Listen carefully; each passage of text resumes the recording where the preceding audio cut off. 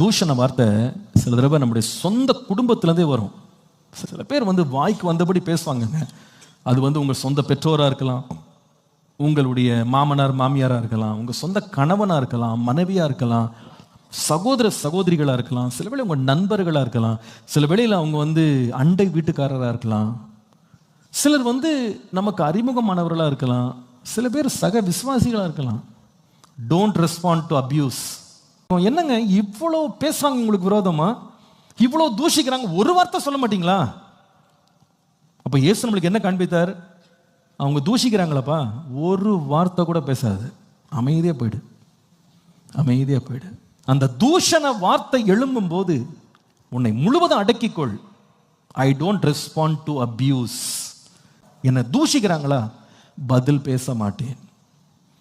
என்னை தூஷித்து என்னை மோசமான வார்த்தைகளை